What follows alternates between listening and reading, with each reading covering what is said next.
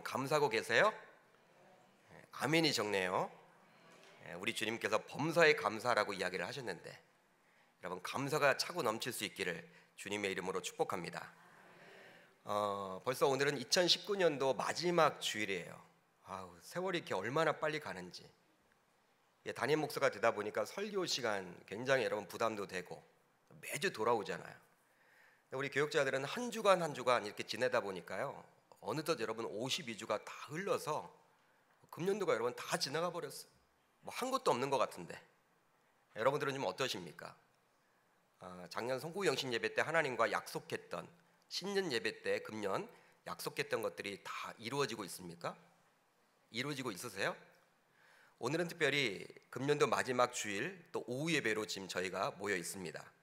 그리고 한 해 동안 열심히 하나님의 말씀을 공부한 다음 세대 어린이들과 학생들이 수료하는 날입니다.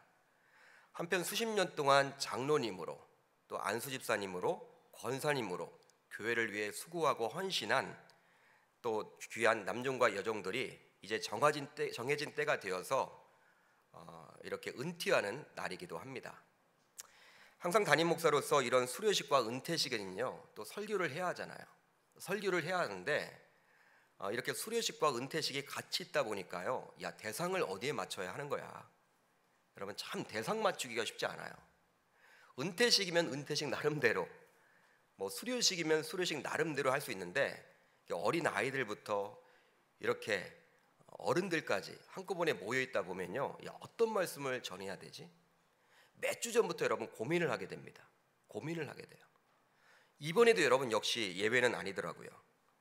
어린아이부터 노년에 이르기까지 다양한 청중들이 이곳에서 예배를 드리고 있기 때문에 어떤 말씀을 과연 전하면 좋을지 하나님 앞에 기도했습니다. 하나님 앞에 기도하는 가운데 하나님께서 누구나 아는 말씀이지만 그러기에 누구에게나 중요한 오늘 본문의 말씀을 저에게 허락해 주셨어요. 그래서 오늘 말씀을 전하게 되었습니다.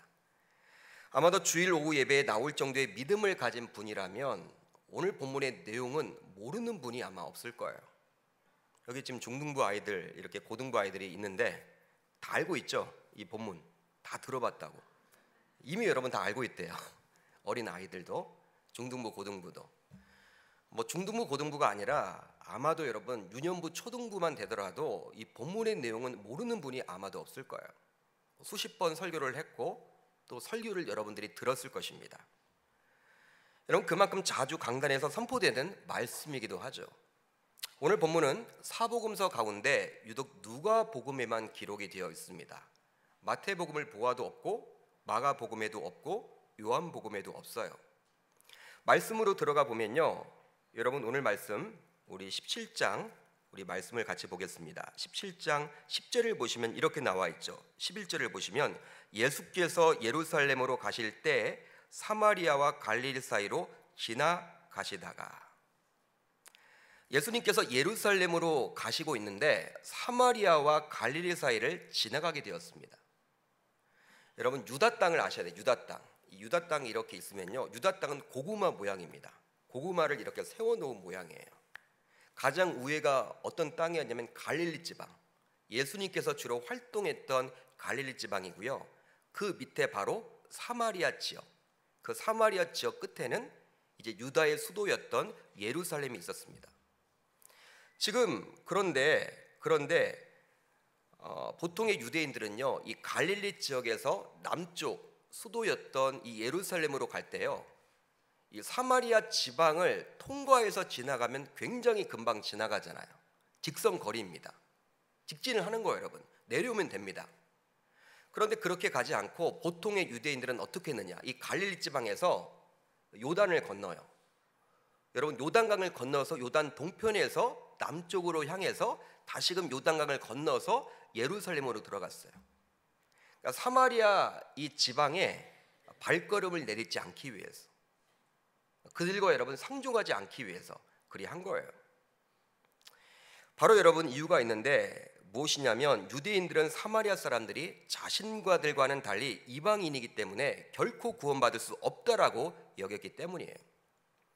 바로 북이스라엘 역사가 있습니다. 북이스라엘이 아수르에 의해서 멸망을 당한 이후에 아수르란 나라는 혼인 정책을 핍니다. 혼인 정책을 피게 되어서 바로 아수르 사람들과 이스라엘 사람들이 혼인을 맺도록 해요. 혼인을 맺도록 합니다. 이런 혼인 정책에 의해서 태어난 사람들이 바로 누구였느냐? 사마리아 사람들이었어요. 그 사마리아 사람들이 살고 있는 곳이라고 해서 사마리아 지역이 되었습니다. 여러분, 이들은 이제 종교적으로도 아수르가 섬겼던 그 신들을 그대로 섬기게 되어서 하나님을 떠나서 우상을 섬기게 되었어요. 남유다의 입장에서는요, 유태인들의 입장에서 이건 말도 되지 않는 거야. 여러분, 그들이 하나님을 떠난 우상을 섬기고 있기 때문에 이방인들과 동일하라는 거예요. 보레는 여러분 같은 민족이었죠. 야곱의 여러분 아들들 아니었습니까?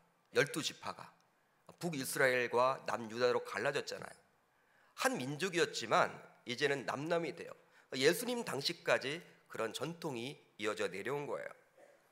그러나 여러분, 놀랍게도 예수님은 대부분의 경우 사마리아 땅을 통과하여 갈릴리 지역에서 남유다 이 예루살렘에 오기도 하고, 예루살렘에서 사마리아 지방을 통과해서 북쪽에 있는 갈릴리 지역에 가기도 해요. 의도를 가지고 진행을 하신 것이죠. 오늘 말씀을 보더라도 예수님께서는 갈릴리 지방에서 예루살렘으로 가면서 어느 지역을 지금 통과하고 있습니까? 사마리아 지역을 지나가게 되었습니다. 그러다가 한 마을에 들어가게 되었는데 자신에게 가까이 오지도 못하고 멀리서 소리치는 일련의 나병 환자 무리를 만나게 됩니다. 일련의 나병 환자 무리 몇 명이나 될까요? 오늘 말씀을 보게 되면 10명이라고 기록을 하고 있습니다. 10명의 나병 환자. 그들은 아마도 나병에 걸렸기 때문에 마을에서 내쫓김을 당한 자임에 틀림이 없습니다. 그러기에 마을 내에 들어와 있는 예수를 발견한 나머지 멀리 서서, 예수님 옆에 가까이 오지도 못하고 멀리 서서 떨어진 곳에서 다음과 같이 외친 거예요. 소리를 높여 이르되 예수 선생님이여 우리를 불쌍히 여기소서 하거늘. 소리를 높여 이르되 예수 선생님이여 우리를 불쌍히 여기소서. 아마도 그들 모두 예수가 누구인지에 대해서 아직 정확하게 알지는 못했던 것 같습니다. 알지는 못했던 것 같아요. 바로 그들은 예수를 향해서 다음과 같이 부르기 때문이죠. 호칭을 여러분 어떻게 했습니까? 예수 선생님. 여러분, 예수님이 누구인지 안다면, 정확하게 안다면 주여라고 부르거나 메시아여라고 부르겠죠. 예수님이 어떠한 분인지 몰라요. 그냥 선생님, 호칭을 그렇게 한단 말이에요. 그런데 그들은 자신들의 상황에 비참하기에 예수님께 자신들을 불쌍히 여겨달라고 요구를 합니다. 여러분, 지금은 의학이 발달해서 제가 이 나병에 대해서 한번 살펴봤어요. 세계 전 세계를 보더라도 이 나병이 있는 나라가 20여 개국밖에 없대요. 20여 개국밖에 나병이 없대요. 이제 다 여러분 완치받은 병이에요. 요즘은 의학이 발달해서 항생제가 있잖아요. 항생제. 이 항생제 독한 약을 먹으면요 나병이 여러분들 해방되는 거예요. 우리나라도 여러분 나병 쉽게 고치는 병이 되었습니다. 그러나 여러분, 오늘 말씀의 배경은요 지금으로부터 2000년 전이에요. 그 당시 의학이 여러분 어떤 의학이겠습니까? 뭐 상상해 볼 수 있겠죠. 뭐 지금처럼 이렇게 발달한 의학이 아닐 거 아닙니까? 더구나 여러분, 구약 성경을 보게 되면 나병은 하나님께서 주신 병이라 여겨져서 의원이 아니라 당시 제사장이 나병의 유무를 판단하도록 되어 있었습니다. 전염성이 굉장히 강하기에 격리를 시켰어요. 나병에 걸렸는지도 판단하는 것이 누구였다? 제사장이었고, 나병에서 낫는 것도 누가 여러분 했어요? 제사장. 의원들이 하지 않았습니다. 이거 하늘이 주신 병이다. 율법에 그렇게 나와 있어요. 그러기에 아마도 이 10명의 나병 환자들은 일상의 생활이 거의 불가능했을 것입니다. 불가능했겠죠. 여러분, 사람들을 어떻게 만나겠습니까? 여러분, 사마리아 사람과 유대인들이요 여러분 이렇게 같이 있을 수 없잖아요. 같이 있질 않잖아요. 나병에 걸렸기 때문에 그들 10명이 지금 한 마을에 모여 있었을 거예요. 자기네끼리, 나병 걸린 사람들끼리. 여러분, 본래 유대인들과 사마리아 사람들은 상종을 하지 않잖아요. 근데 지금 한 사람이 사마리아인이었고 나머지 9이 유대인이라고 치면 어떻게 그들이 여러분 같이 다닐 수가 있습니까? 말이 되지 않죠. 그런데 이 나병에 걸렸기 때문에 사마리아 지역에서도 내쫓임 당했고, 유다 땅에서도 내쫓김 당해서 그들끼리 모여 살았을 거란 말이에요. 따라서 그들은 예수가 가는 곳마다 질병을 치료해 준다라는 소식을 전해 듣고 그 마을에 들어오기를 기다렸다가 예수를 향해서 도움을 요청한 것이라 볼 수 있습니다. 이런 간절한 부르짖음에 예수께서는 다음과 같이 말씀을 하죠. 우리 17장 14절을 같이 읽습니다. 시작. 가서 제사장들에게 너희 몸을 보이라. 결과적으로 이 10명의 나병 환자들은 깨끗하게 고침을 받게 됩니다. 오늘 말씀 14절 하반절을 보면 이렇게 나와 있어요. 그들이 깨끗함을 받은지라. 나병이 여러분 고침을 받게 된 거예요. 깨끗하게 완치받게 된 거예요. 그런데요, 그 이후 10명이 모두 고침을 받았는데, 동시에 고침을 받았는데 예수님께 찾아와서 감사를 표한 자는 바로 사마리아 사람 한 사람이었다라는 거예요. 나머지 9은 감사하지 않았습니다. 한 사람만이 감사를 표했습니다. 여러분, 이런 상황이 되니 예수님께서도 이렇게 묻고 있는 것이죠. 본문 17절. 예수께서 대답하여 이르시되 10사람이 다 깨끗함을 받지 아니하였느냐? 그 9은 어디 있느냐? 여러분, 예수님이 지금 누구를 찾고 있어요? 나머지 9을 찾고 있어요. 10사람이 모두 치유를 받았는데 왜 나머지 9은 감사하러 오지 않느냐? 우리 주님은 묻고 있는 거예요. 이것을 통해서 감사는 굉장히 쉬운 것 같으나 결코 쉽지 않음을 저와 여러분들에게 보여줍니다. 여러분, 감사가 쉬워요? 쉽지 않아요? 굉장히 여러분 쉬운 것처럼 보여도 이것만큼 어려운 게 없다라는 거예요. 10명 가운데 오직 1명만 감사를 했다는 것에서 그만큼 감사는 쉽지 않음을 저와 여러분들에게 다시 한번 보여주고 있습니다. 여러분, 저는 이 본문을 묵상하면서 이 본문을 계속 읽어보면서 왜 10명 모두 동시에 고침을 받았는데 나머지 9사람은 감사하지 않은 것일까? 그 이유가 굉장히 궁금했어요. 여러분, 이 나병이란 거 여러분 불치병 아닙니까? 지금의 관점으로 보지 마세요. 그 당시에 2000년 전에 여러분 마을에 들어가지도 못하고 일상생활도 불가능하고 격리되어서 살아야 해요. 부모와 떨어져 지내야 해요. 아내와 떨어져 지내야 돼요. 가족들에게 떨어져 지내야 돼요. 친구들이 여러분 왕따를 시킵니다. 직장생활 못합니다. 여러분 불치병이에요. 그런데 여러분 고침 받았잖아요. 깨끗하게 되었잖아요. 그런데 왜 나머지 9은 감사가 없었을까? 저는 굉장히 궁금하더라고요. 왜 그럴까? 말씀을 읽는데 답이 안 나와요. 왜 그러지? 왜 그러지? 그런데 답이 보이질 않다가 답이 보였습니다. 이 구절이 여러분 와닿았어요. 다음의 구절이 눈에 들어오게 되었습니다. 본문 14절을 한번 같이 읽어봅니다. 시작.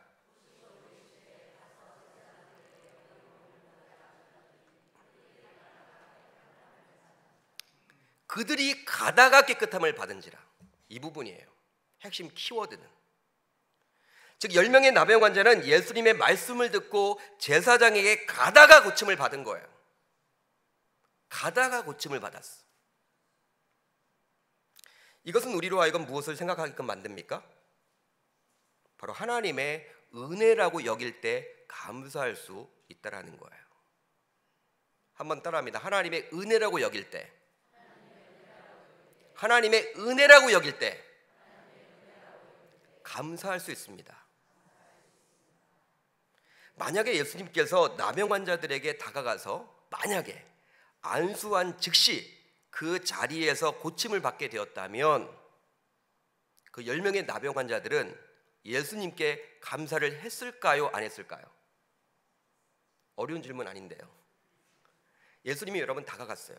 우리를 불쌍히 여겨달라고 하니까 예수님께 다가가서 안수한 즉시 고침받았어. 그렇다면 나머지 9도 여러분 감사를 했을까요? 안 했을까요?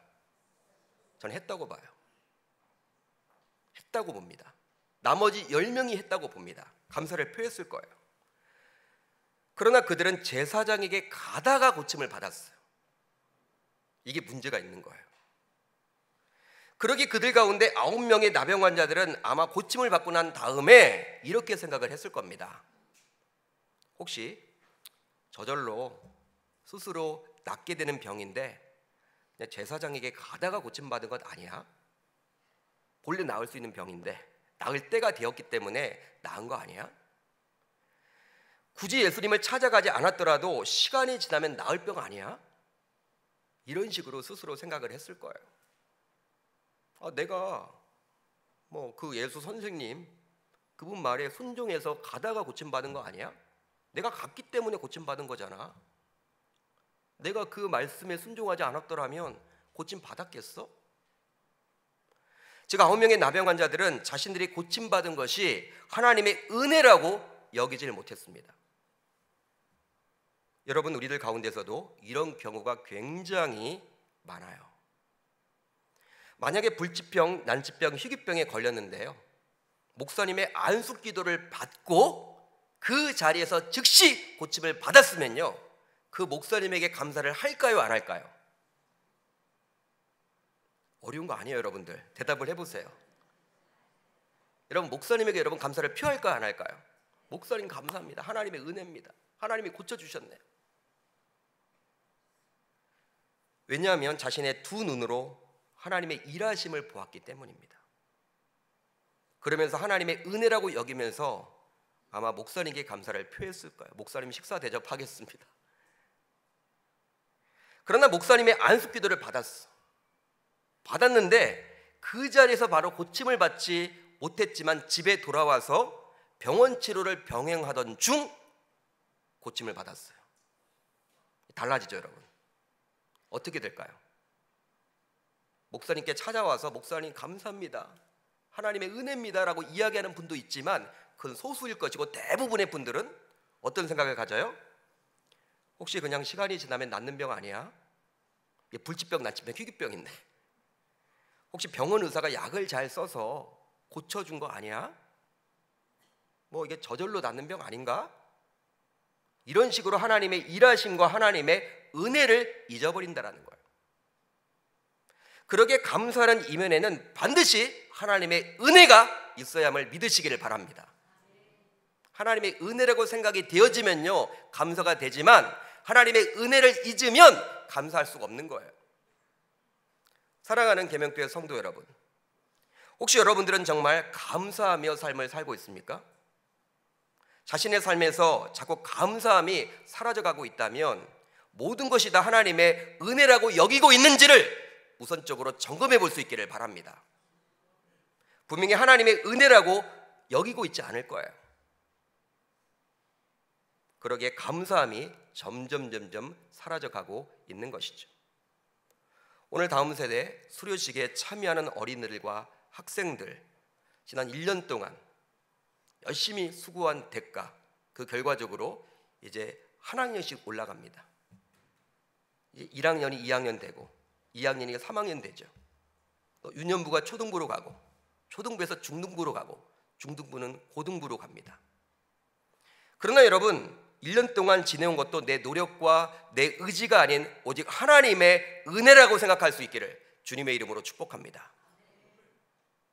하나님의 은혜를 주셔서 좋은 교육자를 만나게 되었고 또 좋은 교사를 만나게 되었잖아요. 이 하나님의 은혜 아닙니까, 여러분? 내가 여러분들 아팠다면, 내가 여러분 어떤 상황에 의해서 교회를 떠나게 되었다면 내가 여러분 어떻게 수료를 해요? 그렇지만 하나님이 은혜 베풀어 주셔서 좋은 교육자를 만났고 좋은 말씀을 듣게 되었고 또 이 자리에 버텨 있는 거잖아요. 그렇기 때문에 그것이 다 하나님의 은혜라는 거예요. 또 은퇴하게 된 중직자 여러분들도 지금까지의 삶을 돌아볼 때 하나님의 전적인 은혜라고 여길 수 있기를 주님의 이름으로 축복합니다. 좋은 교회를 만나 좋은 목회자를 만났고 좋은 동역자들과 함께 웃고 함께 울고 있는 이 공동체에서 여러분, 이 교회에서 은퇴를 하고 있다는 것 얼마나 여러분 영광스러운 일입니까? 교회를 여러분 자주 옮겨 다니는 분들은요, 은퇴를 못해요. 여러분 버틴 거잖아요. 버틴 거. 하나님이 은혜 베풀어 주신 거잖아요. 하나님이 이 교회에 있도록 해주신 거잖아요. 건강 주신 거잖아요.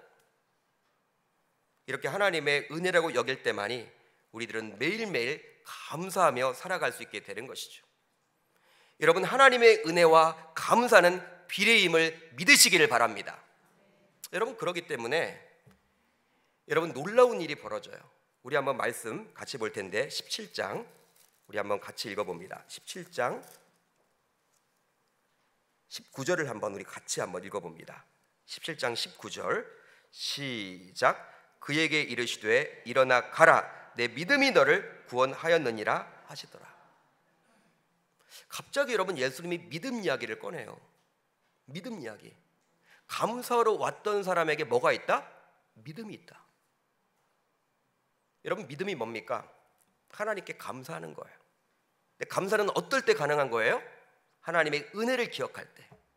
하나님의 은혜가 있는 사람이 믿음이 있는 자임을 저와 여러분들은 알게 되는 것이죠.